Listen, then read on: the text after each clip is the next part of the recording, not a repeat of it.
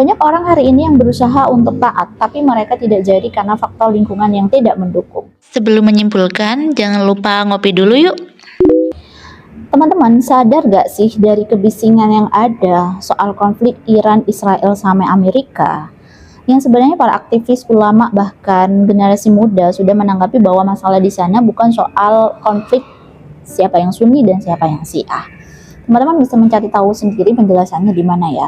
Tapi semuanya itu menjadikan kita harus berpikir bahwa ternyata kejahatan dan kerusakan yang terjadi tidak selamanya disebabkan oleh individu yang tidak taat atau individu yang kurang aware terhadap kebijakan pemerintah, tapi juga ada lingkungan masyarakat yang juga mempengaruhi mereka.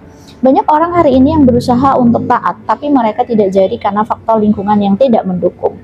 Banyak orang yang berusaha untuk hidup sehat, tapi karena kebijakan yang tidak membuat mereka itu memiliki penghasilan yang cukup untuk memberi kebutuhan pokok yang membuat mereka sehat, akhirnya mereka tidak jadi untuk berusaha hidup sehat.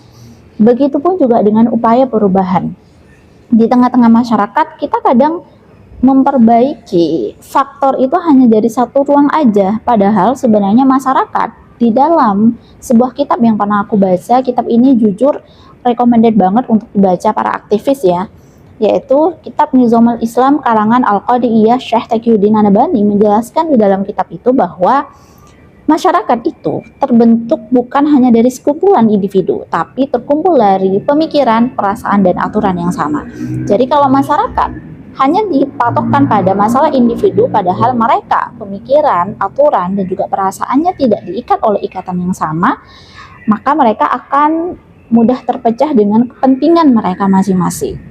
Jadi menanggapi konflik yang terjadi akhir-akhir ini, penting bagi kita sebagai seorang pemuda menyadari bahwa solusi untuk menyelesaikan masalah kehidupan kita itu tidak terpaku pada solusi-solusi yang memang terbatas pada logika atau akal manusia saja, melainkan kita harus kembali kepada wahyu bagaimana Islam itu menyelesaikan seluruh masalah kehidupan manusia, bukan hanya untuk muslim saja, melainkan seluruh umat manusia yang ada.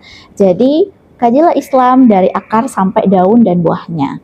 Jangan hanya mengkaji Islam dari segi akarnya saja, karena kalau enggak, gimana cara kita bisa metik buah yang bisa melegakan dahaga?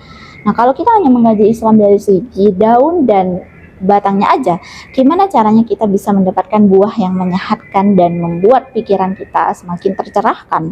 Jadi, aku Snol, tetap bersuaralah dan tetap berkaryalah karena kita punya visi yang berarti.